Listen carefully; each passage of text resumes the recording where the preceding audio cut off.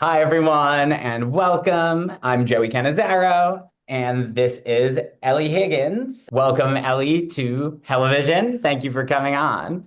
Hey, Joey, thank you so much for having me. It's a real pleasure to be here. I asked Elly to come have a conversation with us today about queer signatures in ancient astrology texts. So, Elly recently gave a talk as part of the Astrologers Co-op conference, which was called Come As You Are, astrologer organized group that has done writing projects. This was their first conference. I saw that Elly had done this really interesting talk on queerness in ancient astrology on signature. Is that how you would describe what your talk was, Elly? Yeah, definitely. Yeah, looking at what ancient astrologers named as signatures of queerness in natal charts and having a look at what those were, and then asking some questions about the use of those and do they really show up? And if they do, what are they showing? Elly is the perfect person to talk about this. Elly, I'll just read a little bit of your bio for a sec. So, Elly is a consulting astrologer invested in the lives and histories of queer art, culture, and activism through his project Stargaze, the Queer Astrology Archives Project, which is the best pun. I love that pun. Thank you. Thank you. Stargaze. His astrological lineage is primarily Hellenistic. He's guided by queer liberation struggles and queer lineage building. Let's start with that. Let's start with a little bit of your background, how you ended up here. Did the queer activism and study before the astrology, did they come together? As Joey said, I'm Elly Higgins. I am a consulting astrologer, I guess, independent scholar on the lives and histories of queer artists and activists. Queer activism definitely came first. That has kind of been a part of my life for as long as I can remember. And definitely, getting into undergrad, that was really what I kind of focused my studies on in a variety of ways. I also came to astrology in undergrad by way of was in college at the moment in time where everyone was kind of like, oh, what's your sun moon rising? And so that I was think it's like, I think it's still that time. I it's think still that time. Yes, we among the queers anyway. yes, definitely. But so that was kind of how I initially found astrology and then got deeper into my studies in 2018. Lucky in that I came to it through people like Chani Nicholas and then through Chani, Demetra George, and the kind of Hellenistic revival, all of those wonderful astrologers. And then also through teachers like Michael J. Morris and Amy Green, Dr. Ali Alomi. List already a great bibliography Yes. of astrologers for people to Yes. look up if they don't already know all of their work. All incredible astrologers doing wonderful work. And But I so really, most people, as we know, are like self-taught at first and really learn a lot before they start working with a teacher. Did you end up working with somebody, training with an astrologer as well? Mhm. Michael J. Morris and with Amy Green in like one-on-one capacities. Also, Kira Ryberg, I should mention, electional astrology through Kira, part of Austin Coppock's Fundamentals of Astrology. So I've kind of started out through self-study and then along the way have added teachers that I've worked with in various capacities, which has Very been really cool. Very wonderful. cool. Yeah, awesome. And so then Stargaze kind of comes out of this, that you're doing your own research. You are interested in this queer liberation work, but then starting to make these connections. Did the name come first or did the podcast come first? I'm curious. It's such a good name, Stargaze. Totally, totally. The name actually, I have to give credit to my dear friend Bobby, who also helped with the title music and some of the audio editing. They were the one who were that we like sat down together and I was like, I have no idea what to call this thing. And they were like, give me some like astrology words. And they came up with Stargaze. And so I'm, Wow. yes, forever grateful for that. I'll applaud you, Bobby. Yes. Stargaze started in 2023. As I said, I've kind of always been invested in this queer art, queer history, and rummaging through the archives of queer art, queer thought, and activism, understanding myself as part of a longer lineage in relationship to other queer people who are living in similar systems of oppression. And then I found astrology, and that kind of became this way of understanding my life and also understanding larger systems, sort of like being connected to the universe, greater whole, all of that. But also, I think of astrology very much as a tool for making sense of the systems of oppression and control that Mm. influence all of our lives. So I was sort of like working in these two domains and like knew that there was some relationship, but couldn't, was like, I don't know how, but I know these things go together. And then actually it was through I did a tutoring session with Michael J. Morris, and Michael suggested that I pick one or two charts to just like look at and study really deeply and like get invested in all the different timing techniques, natal techniques, and just like throw everything at a chart and to learn astrology in that way. And I started to try and do this like, okay, who am I going to look at? And I was Yeah. like, oh, I can't choose. There's like too You're like many. such a long list of people who would be interesting to dive into. And so it kind of just was like, oh, I want to do this kind of work with all of these different charts. And I also want to like share that with other people. I really Um, love thinking of it in the context of archive too. When you're saying this, mhm, it's making me think of how much, like, the archive can be a place that's very gate kept and very overly careful, and you can't get access unless you're attached to an institution, and you can't touch mhm, anything, and you can't, so to take that and say, like, okay, astrology is one of the ways that we get out of this one version of legitimizing people's mhm. lives and the way you talk about and pass on their stories. So yeah, there's something political about calling it an archive, I think, to me too. Yeah, yeah, it definitely feels political and also like a devotional practice where I'm like, being with, learning from, and holding on to the stories of these queer ancestors, and then also Mhm. sharing those stories to make sure that they aren't forgotten, which of course is very political. Absolutely, of course. And I think there's something else that I noticed in listening to Stargaze is that you don't always only do charts that are double A charts or perfectly timed charts. And so, yeah, there's kind of this problem in astrology that we so often only allow ourselves to talk about charts that have double A ratings. So is this an intentional choice, or is this something that came out of necessity? I would say both. One of the issues that we come to in astrology is that you need really specific data collection in order to be able to use some of our timing techniques. Really, just all of astrology is so based on having incredible systems of data collection.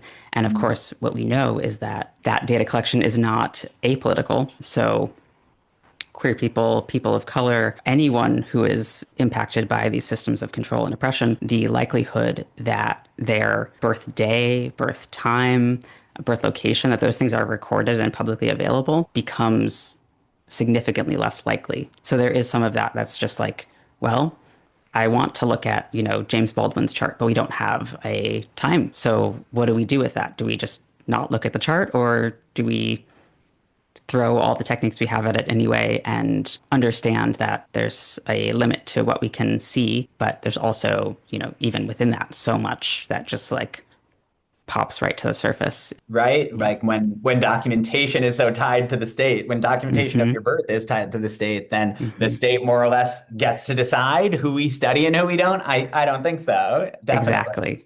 Yeah. Yeah. I mean, and a lot of it's interesting how some of the ancient authors did have systems or ways of choosing an ascendant if they didn't have one, whether or not it's Hmm. about them sort of divining the actual time someone was born or just coming up with something usable, workable. I know Valens has one that uses dodecatemoria. There's like a whole system for the conception charts. Cameron Cassidy is working on that. So I think like a topic that's I think really fruitful for like Hellenistic and ancient astrologers to be working with. How do we work with Absolutely. charts when we don't know those birth times exactly?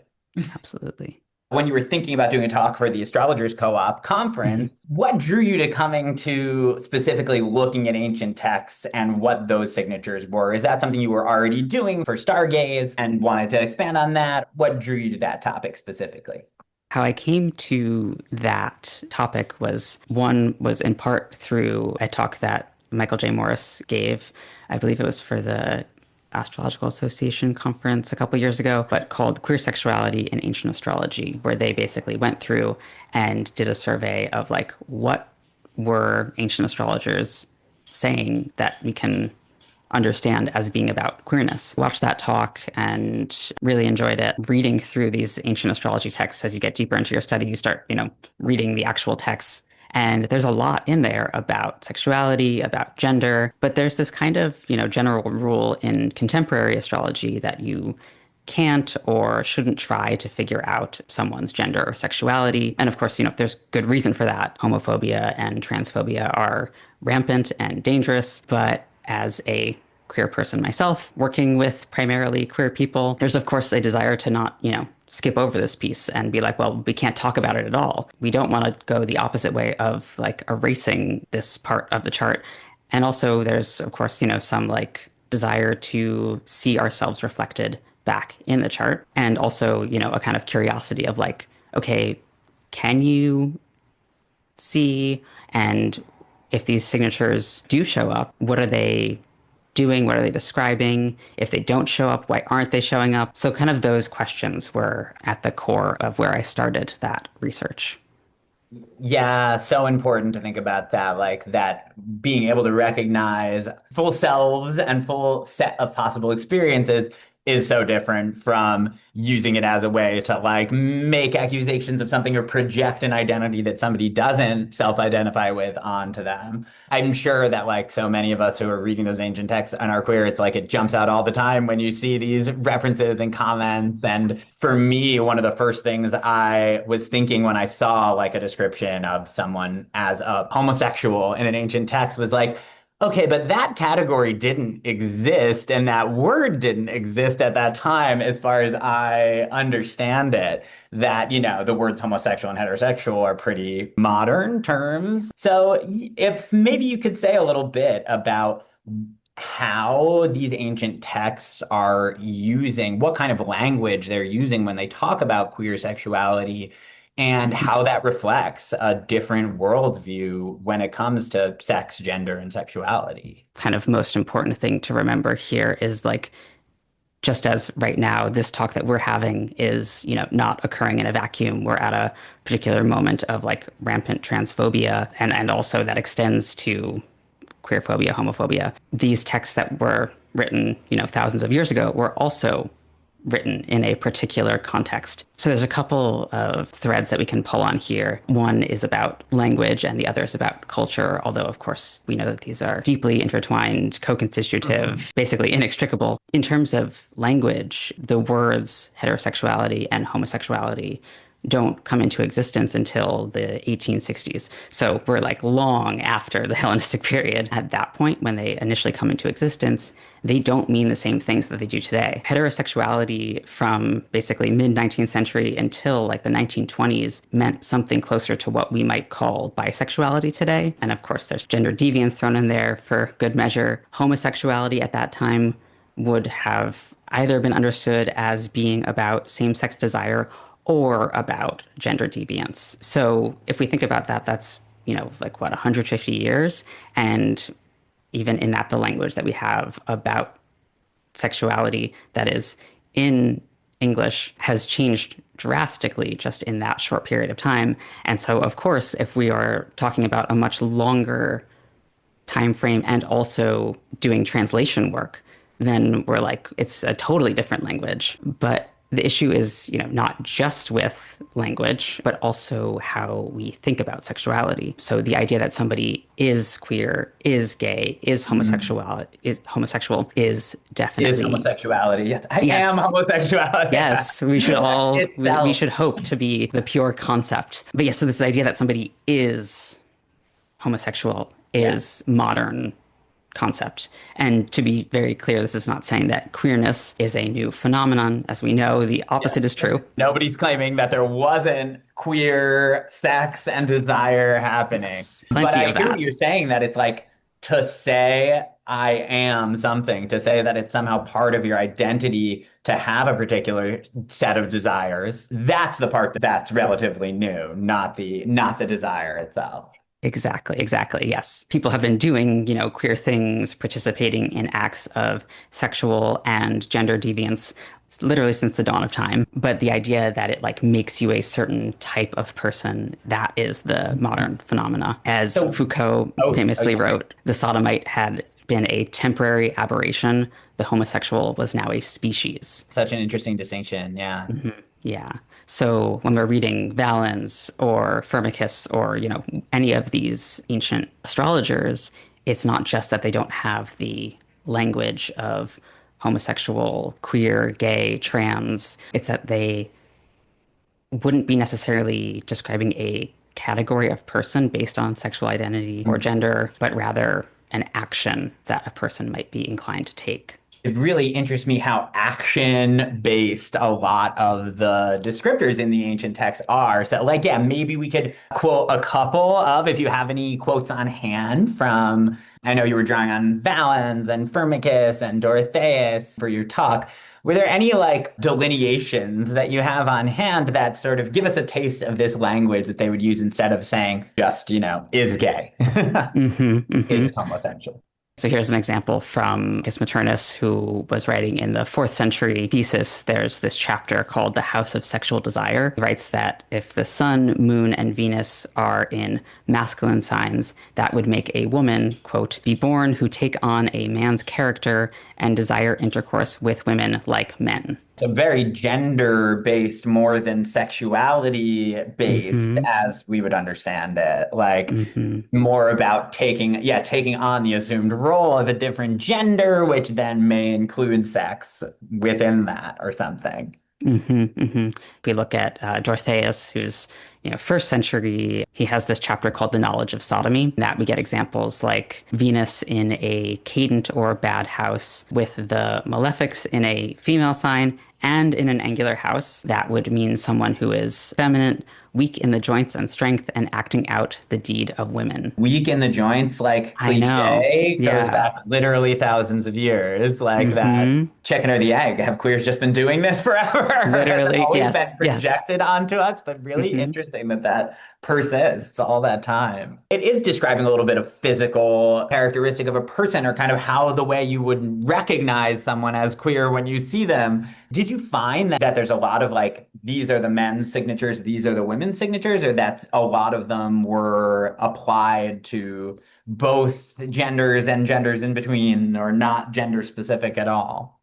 Totally. Yeah. They are often writing about men. And so if they don't say the gender, then like as the reader, we're supposed to assume that they are talking about a man. There are some signatures that they say specifically like, these are for women. So, they are talking about sexuality across gender. Other like moments where they are talking about people who change gender or have a gender that is a little bit more indiscriminate, or like what we might understand today as non-binary. So we do see all of these things come in the texts, but generally we're looking at Venus and Mercury as like the two primary planets. So when we're getting into some patterns that you've seen, Venus, Mercury are two of the biggest players, biggest planets that we're paying attention to for ancient queer signatures. Exactly. Why do you think Venus? So Venus, of course, is the planet that speaks to relationship, to pleasure, to connection with other people. And then Mercury is adaptable, is changeable, is able to, move between the worlds, and of course is the only planet that is able to participate in both the day and night sect. Yeah, let's talk about that for a second, because I feel like a lot of astrologers know this, but not necessarily everybody does. Totally. So, every planet in ancient astrology is assigned a gender and assigned a sect, and those two almost always line up. Only Mars, masculine, but of the night sect. But every other planet is assigned masculine or feminine, except then Mercury changes gender constantly throughout the year, depending on whether it's in front of the sun or behind the sun, whether it rises as a morning star and becomes masculine, or if it rises as an evening star and becomes feminine. And so Mercury for thousands of years has been this trans planet that has mutability of gender. Important to understand the way that like it's not just sexuality that was more in flux at this time, but gender itself was not considered with the same level of fixity. Not a biological sense of what gender is, like has been, very contemporary development. I love Mercury for that you check each chart to see what gender Mercury is. And if you just watch the transits, watch the stars moving, then you'll see Mercury regularly going through phase changes, gender changes. Incredible to see. It's like written into the very core of the Hellenistic tradition. Like sect is such a core concept. And so having this one planet that is able to cross these boundaries and be part of the day sect, be part of the night sect, and with ease, and right there at the like core of the tradition is Yeah. this easy, obvious indication of Yeah, you really queerness. can't learn like the basics of Hellenistic astrology without having to at least question or think about this kind of queerness, because it's really one of the first things that you learn and start using is sect and understanding sect. Yeah, this has Yeah. been like a pet interest of mine for a while, the Yeah. way that like people really think that astrology in ancient times was, and it's, but Hellenistic astrology is highly gendered and highly binary because of this, because planets are given a gender and signs are given a gender. But it feels to me like if you stack enough binary genders on top of each other, then it can't be binary at all. Because as we know, Right. we all have seven planets Hmm. inside of us, seven minimum in the traditional sense. Hmm. And each of those planets may have a gender, but then they're all in signs that are of different genders. And so it's almost impossible to have a chart where every planet matches every gender. And there's so many more layers than that that kind of add up like that. So, what are some of these like either gender or sexuality dynamics going on in the chart? Like, what are some of the other signatures that you've noticed that maybe tell us a little bit about the logic or the worldview around? There is so much of this gendering that happens in these texts. It becomes so much that it's like the planet is gendered, the sign is gendered, the solar phase is gendered. And so if you have a planet in a sign in a relationship to the sun, that's three possible genders right there. Obviously, this is much more complicated than a simple binary.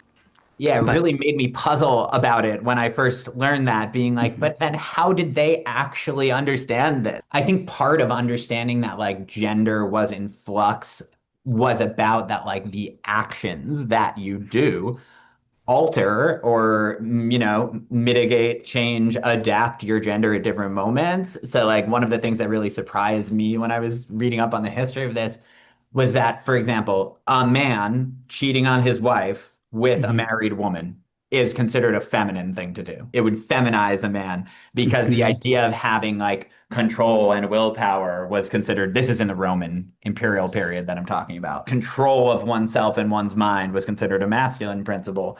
And Mhm. so even though like we would never detect anything that was queer in that situation, within the Roman imperial mindset, that lack of, just going with the desires and being drawn to this married woman who's off limits, that transcendence of limit on its own is feminizing in some way to that person. And that these actions we're doing are constantly like altering, adjusting how people see gender at that time. It allows for having moments of being really masculine, having moments of being really feminine. And, we can complicate the idea that cheating would be like this like feminine thing and having like control and willpower of your sexuality is very masculine. And, the base of that being there are things you can do to play with gender and it's not actually this like immutable category that you must stick within the boundaries of. Absolutely. Kind of didn't actually listen to the answer of your question about how do we see some of these like either more action oriented or more kind of discussing the like gender mixing or the impurity of gender that goes on in Hellenistic astrology. Do we see some of this in some of the signatures that you found? Yes, we start with, Venus and Mercury. One of the things that they're looking for is essentially maltreatment. So we'd be looking for things like harsh aspects with malefic planets, being under the beams of the sun, being in a dark house, or being in certain signs. So that could be something like Venus in one of Saturn's domiciles, with Saturn in an aspect to Venus, with Venus in the 12th house. And so, yeah, so what we're looking at, what Ellie was just laying out for us, is that Venus is living in Saturn's sign of Aquarius over here in the 12th house.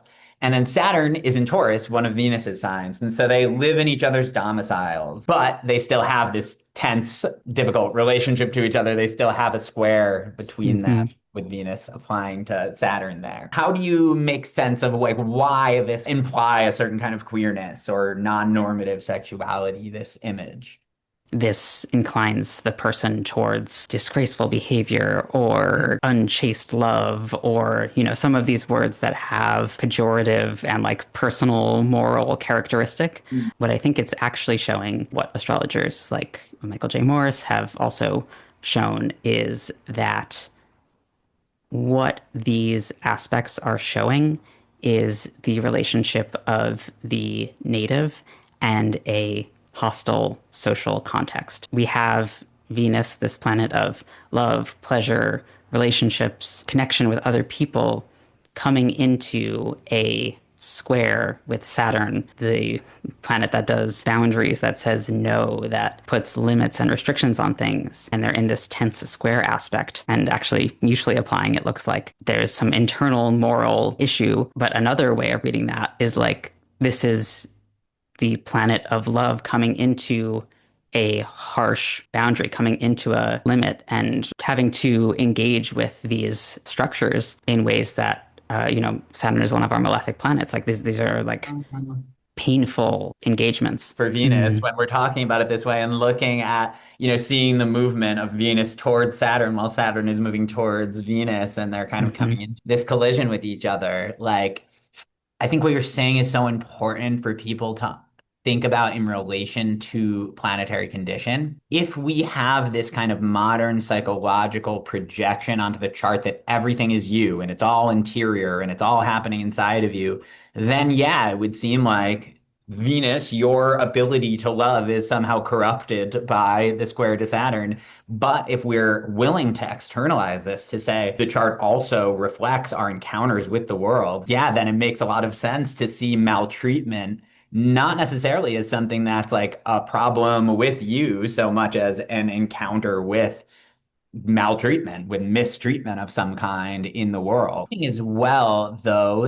that mutual reception in ancient astrology is generally discussed as a positive thing. Do you have any thoughts? I mean, this is just it's really complex, but do you have any thoughts about why something like this, that's actually like a helpful quality that improves the condition of a planet in some cases, is tied to something that is socially rejected here? All of the kind of delineations that we get, they're all quite complicated. Like it's never just like, it couldn't just be Venus in Saturn's sign, Mercury square Mars. Each of these delineations we get is like a series of if-then statements. So it's if this and this and this, then this, which I think just like one speaks to the complexity of the language of astrology and the complexity of doing delineation, but also in terms of this like mutual reception, and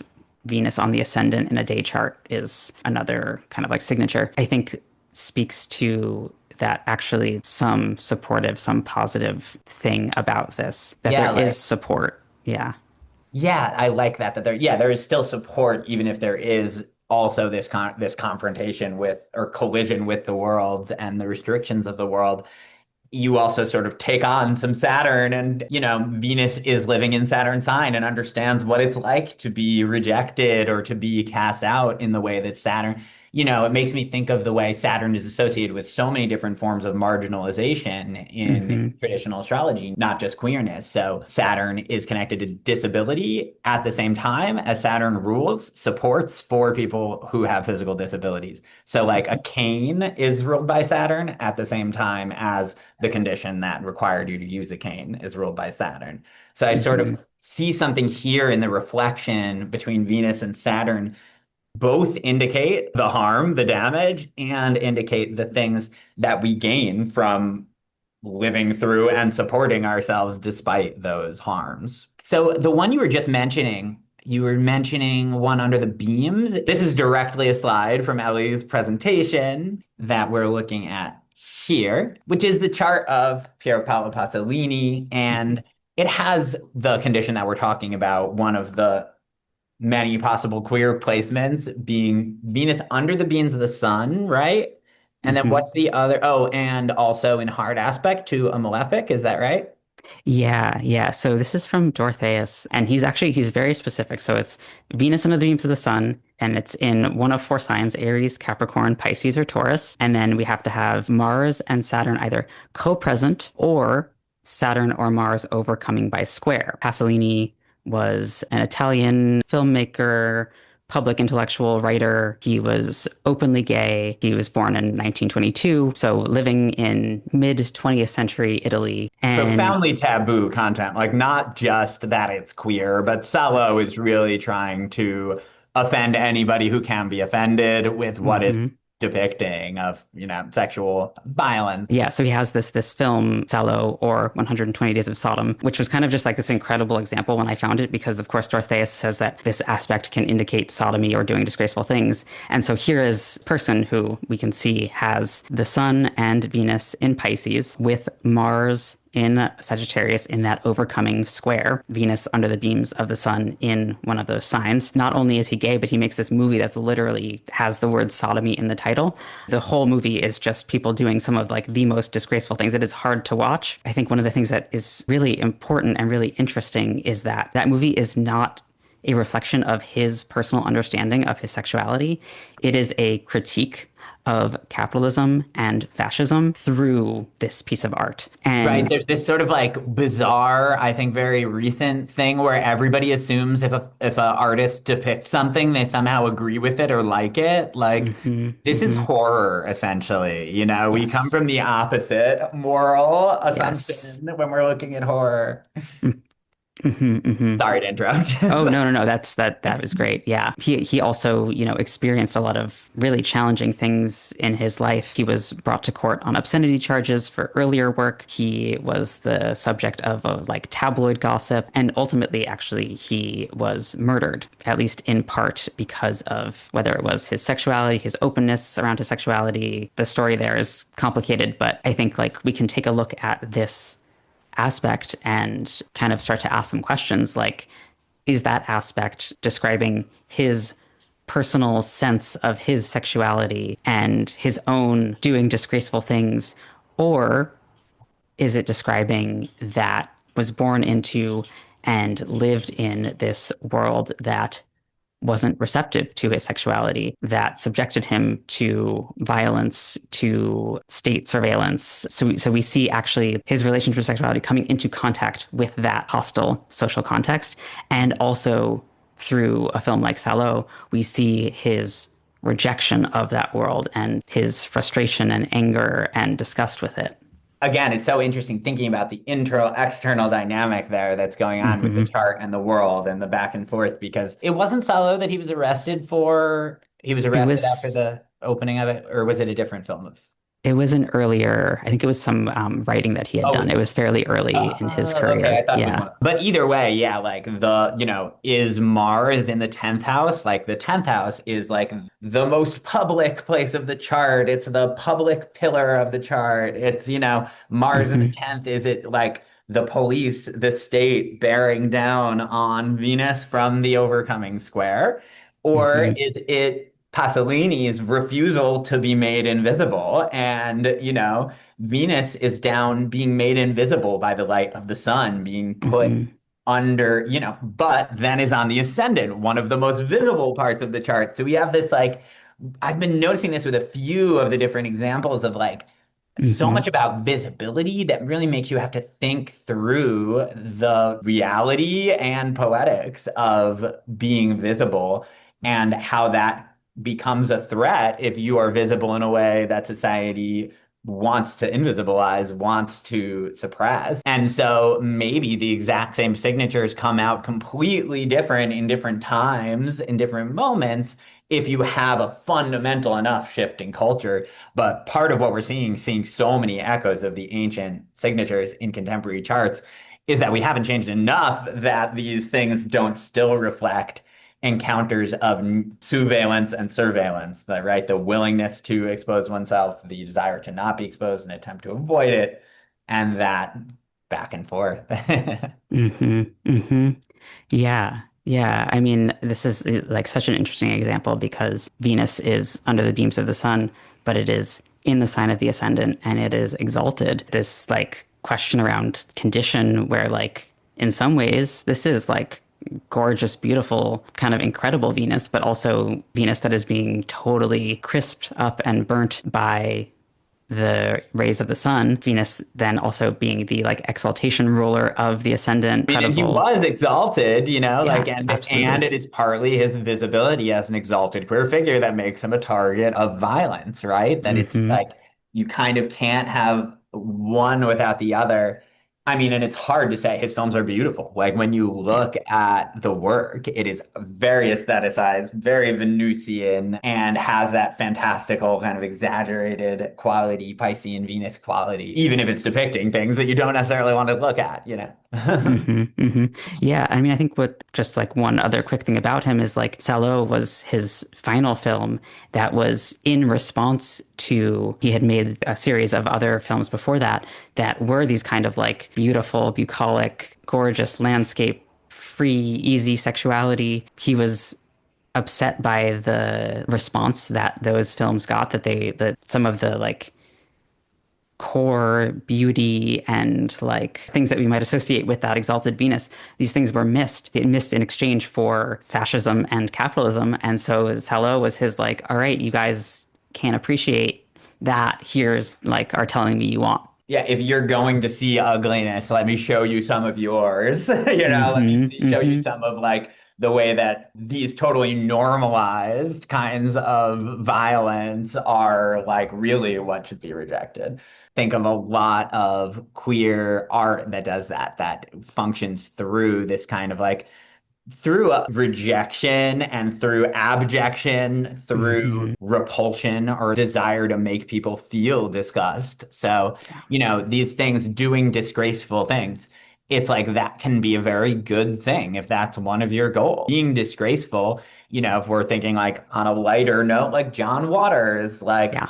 Yeah. on a heavier note, Samuel R. Delaney, Hogg, Hmm. like we were chatting about before, Hmm. taking being disgraceful and saying, well, like, if I'm not ashamed of this, then what does that do politically? What kind of force does that have politically? So, yeah, there's something about the malefics actually as like allies to queer Hmm. people as much as it's something that indicates queerness to have malefic contact with Venus, malefic contact with Mercury. It is like, being the queer monster and intentionally not being ashamed to be Hmm. disgraceful according to normative society is one of our superpowers also. Right, right. So much of our culture and our world says that, sexuality has to be confined within these very specific boxes, that gender has to be defined within these very specific boxes, and that Mhm. any sort of deviation at all is dangerous and bad and wrong. And so then you get these people who are like playing in what is dangerous, what is bad, what is wrong as a way of dealing with the ways that queerness is criminalized, is demonized, and questioning like there is so much violence that goes into maintaining these boxes that we're supposed to be in and kind of flipping it on its head and saying like, well, here's the real danger, here's the real violence, is these systems of oppression and control. Yeah. Yeah, I mean, you watch the news for one day and you're going to see things that are much worse than all of Solo, probably, if you're watching the right news that's not censoring Yeah. what you're seeing. Yeah. Definitely.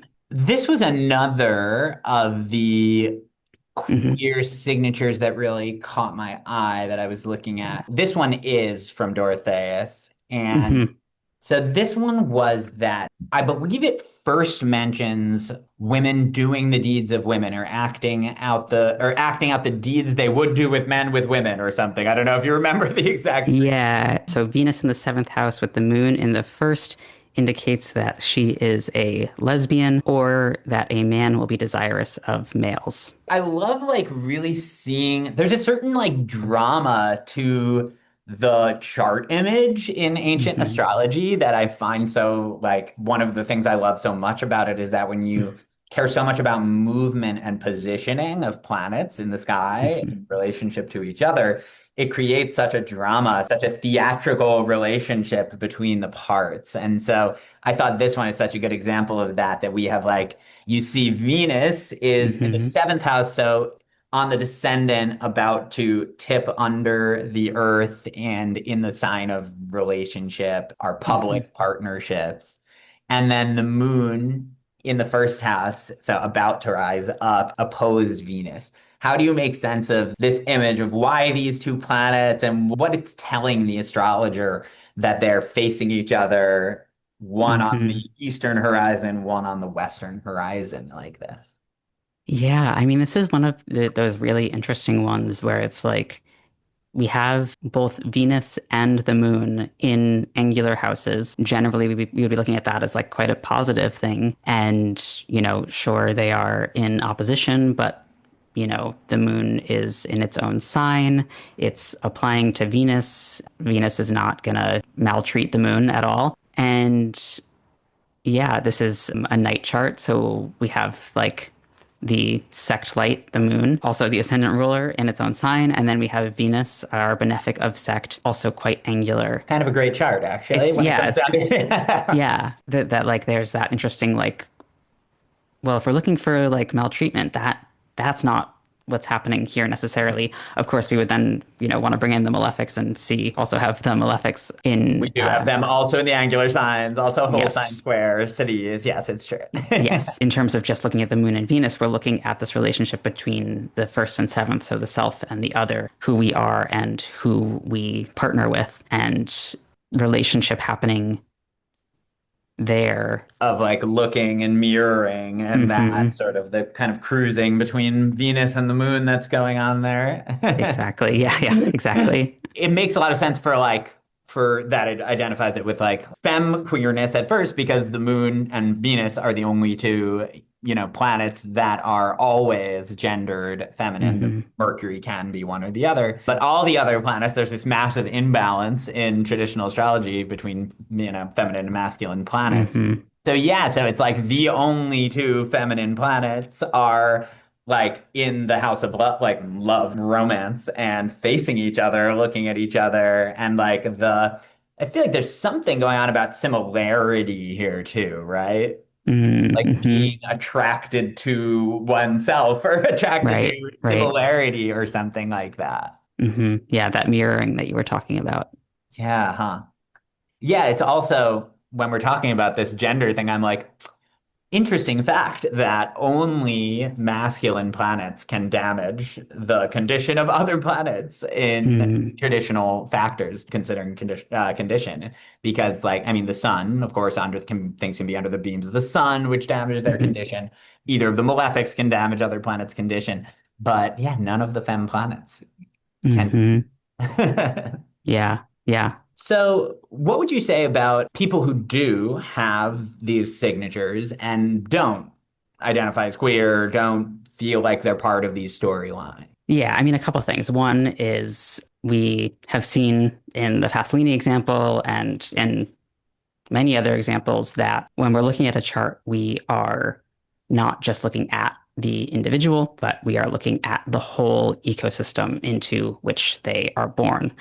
A person who is shamed, who is ostracized, who is criminalized for their sexuality, for their gender, because society has deemed it to be improper, as Mhm. opposed to like something actually morally bad about it. So we see that in charts. But what's really interesting is we also see some of these signatures in charts of people, as you said, who aren't queer. And so what do we do with that? There might be some impulse to be like, oh, well, that just means that actually secretly they are.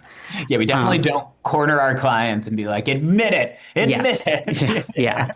Yeah. We don't want to do that. And like what hopefully is coming across is that it's not just that we don't want to do that because that's like rude or aggressive. It's that it's just like not necessarily true. One example that I found of someone who has a like what we might call a signature of queerness in their chart, but isn't John D. Rockefeller Jr. So he was born. Oh, yeah. Um, Isn't he a twin chart of Gertrude Stein? yes, This is, yes. I love that I didn't just know that. I know that from your talk. Yeah, yeah. So Gertrude Stein and John D. Rockefeller Jr. are born, a couple days apart. The signature that we're looking at there is Saturn, Venus, and the Sun all in the same sign. So both of them were born with Saturn, Venus, and the Sun in Aquarius. Now, of course, Gertrude Stein is queer, but John D. Rockefeller Jr.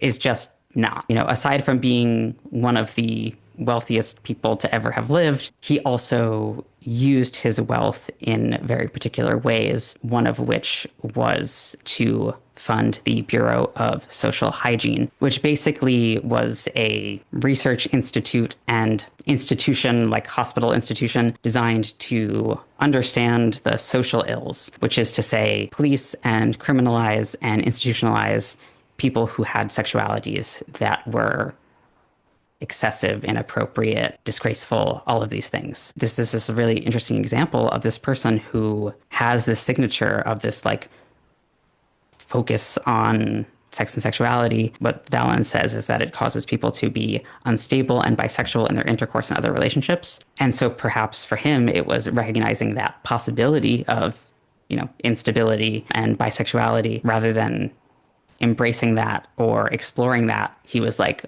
oh, no, no, no. We need to confine and make sure that we understand why that's happening so that we can stop it from happening. Yeah, pathologize and limit and control that. Yeah. Whoa, so sort of really still participating in that storyline, that kind of encounter with queerness or with sexual deviance of any kind, but literally trying to suppress it, trying to make that not part of the public story, even though we know that it just is, that it's something you can't eliminate no matter how hard you try. Right. Yeah. So we get this super interesting example where it's just okay, so these signatures show us the possibility of challenging relationships around gender and sexuality, but they don't on their own show us how the person is going to participate in that. Are they going to, which side of being criminalized are they on? Are they criminalizing other people, or are they being oppressed and criminalized themselves? Right? I wonder. I mean, it'd be worth doing more research to see if a lot of people who are oppressive figures in the history of sexuality also have Saturn square Venus. I bet that's a common signature, it matches so well if you lay out that delineation, and shows how hard our work is also as astrologers to discern this when you're looking at a chart, to be able to, I mean, of course, you get an impression yourself before you speak to them, but then also to weigh how to approach something like talking about queerness or, non-normative sexuality within someone's real life, and how that really plays out in all of these different ways. I'm sure we can think of tons of non-sexuality related delineations for these exact same placements. And I'm sure in these ancient texts, they give these same placements for other non-sexuality, non-gender related topics also. Absolutely. Yeah. There's one, it's an example from Firmicus, and he's talking about Mercury. Mercury in the seventh house in a day chart makes people who are either always burning with sexual desires and are involved in serious vices, but also can be a signature for jugglers. Oh my God, I love that combination. Yeah. And that so you would bother to delineate that too. Yeah. Yes. Don't go making any accusations. They might just be a juggler. Exactly. And some jugglers just juggle, okay? Yeah.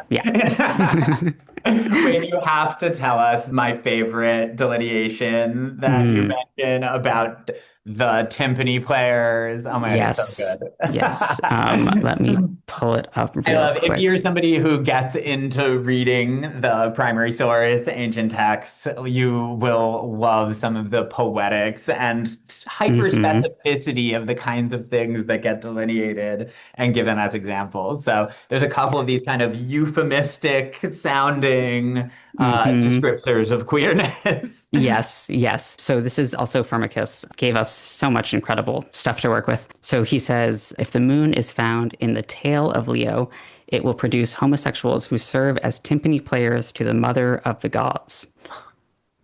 God.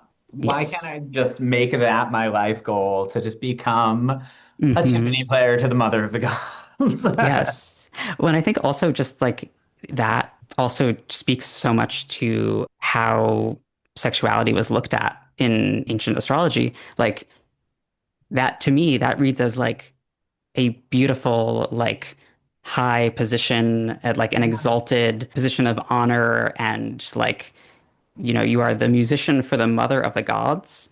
Right? Like, I know, and it does this like attendant sort of, it Hmm. makes me think of like Ganymede as the like water bearer figure, this kind of Hmm. like, aestheticized service of some kind that is really beautiful to think about, actually. Yeah, so we get these like kind of beautiful poetic delineations that also show ways in which queer people, trans people would have been actually like crucial, recognized, celebrated figures at the same time as we get these other delineations that are like, you're doing these disgraceful, impure things. So fun to read some of these ancient texts and really try and understand like what does it mean to be the timpani player to the mother of the gods? Like, Oh, absolutely. Just to have these images in our mind that are something more than just the devastating, disgraceful, and judgmental ones as well.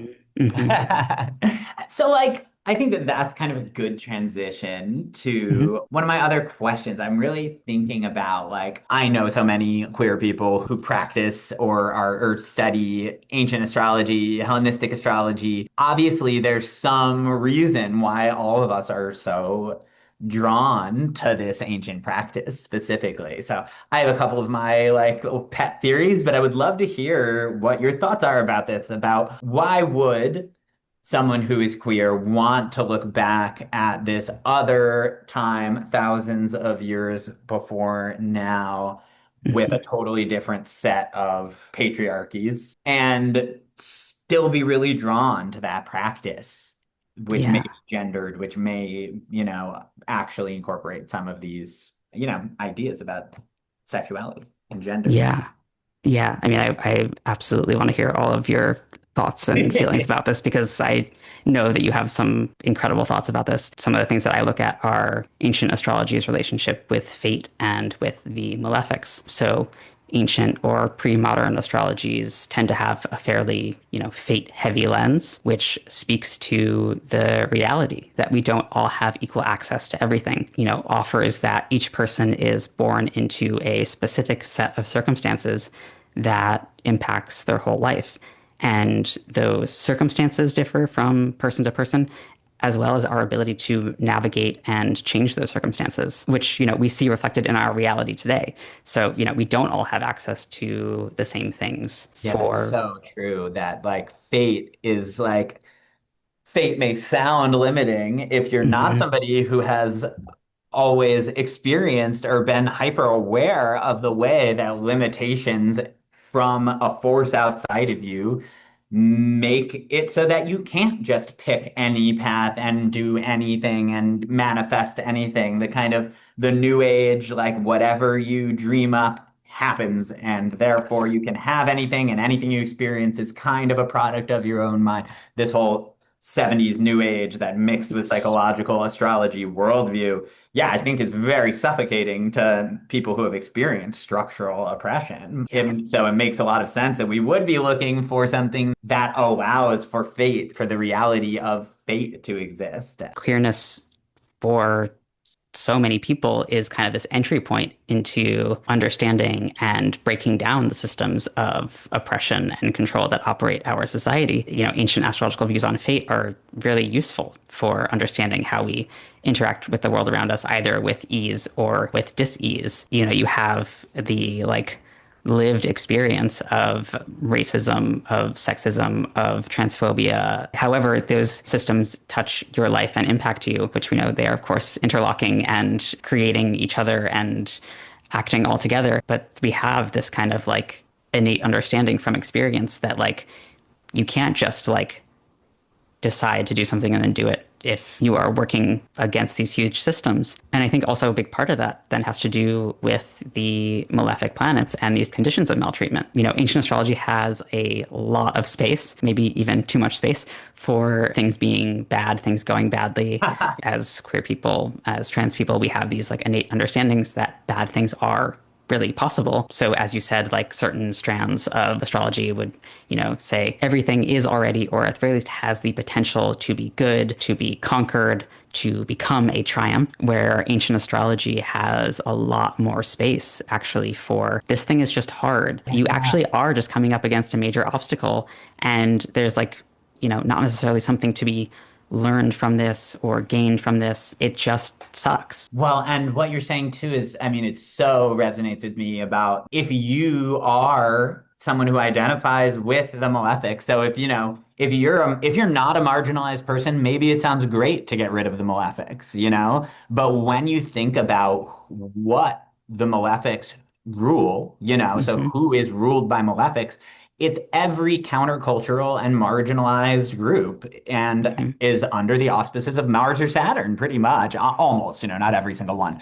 But we have, race, disability, queerness, all under the auspices of Saturn in different ways. We have the fact that every countercultural object, from tattoos to piercings to BDSM equipment, I mean, literally everything BDSM related is Saturn. If you just like go down the list, it's like whips, dungeons, constraints. And so if you're somebody who wants to eliminate the malefic energy and purify it into something good, that to me sounds like horrifying. It doesn't sound Hmm. like something beautiful and hopeful and positive. And so I think that, yeah, it's sort of like ancient astrology can be this real antidote to toxic positivity, and the way that that kind of actually doesn't support and in fact hides away things that are socially rejected and people that are socially rejected.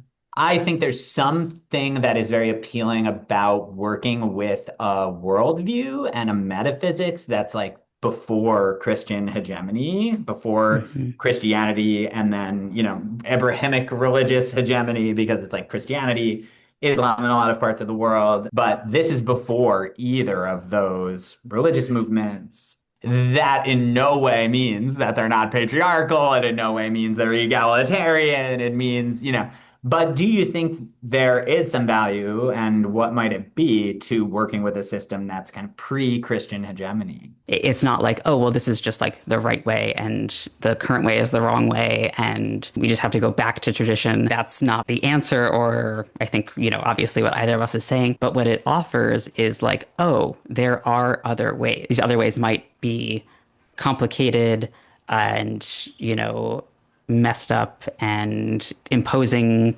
systems of control and oppression, but it shows what's happening in the current moment is only what's happening in the current moment, is not the forever and always. And I feel like that kind of opens up this door to like, what can we change here? What can be different? If we know that it's not an inherent truth of the world that we have this like Christian hegemony, what becomes possible? It doesn't need to be perfect to break our sense of the eternal quality of current oppressions as they are. It's almost like, I guess, defamiliarizing is maybe the word that I would use, that it's like, it's sometimes very hard to see the ideology that's embedded in things. I mean, that's like what hegemony is. The inability to even see past that power system because it has made itself normal. And so, Mhm. yeah, like taking a different power dynamic, trying to understand the logic of it through this way and through astrology, yeah, becomes a way to defamiliarize the world and our spiritual practices, and actually recognize some of the hidden ideological things in other practices or something like that. Yeah.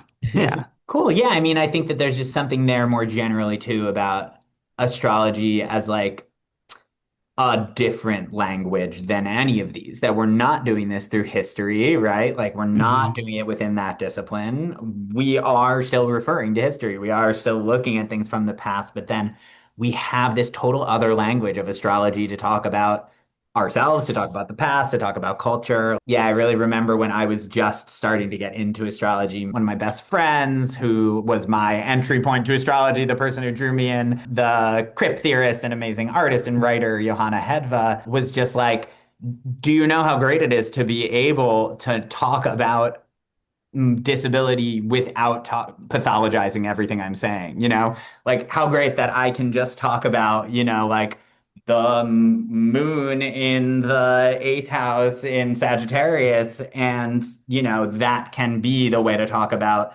what the state might call mania Mm, or, chronic depression or whatever the more pathologizing sort of terms are. hmm. Oh, I love That was the that. rant. Thank you for it. Thank you. No, thank you, Ellie. This has been so, so interesting. And I almost like wish that we had like a book. I wish we had something where we could all go and look at all of these signatures compiled somewhere. But I suppose watching your talk will be the closest thing we can get to that. Where can everybody find you if they want to look up more about your work, if they want to listen to Stargaze, see your talk, that sort of thing? Where can we find you in the world? This specific talk is available through the Astrologers Co-op, but you can find my consulting work as well as all sorts of blog posts, podcast episodes, thoughts, feelings, ideas about the relationship between queerness and astrology on my website, ellyhiggins.com, and also stargazeastrology.ghost.io, and then on various social media platforms at Elly Higgins Astro. Great. And we will link to all of those things in the video so that you can all find Ellie. It has been so awesome to get to have this conversation with you. We're so grateful and can't wait to share this with the Kepler community. Yeah, thank you so much, Joey, and Thank the broader you. Kepler community. It is truly just such a pleasure to get to have this conversation with you, Joey. Thank you, Ellie.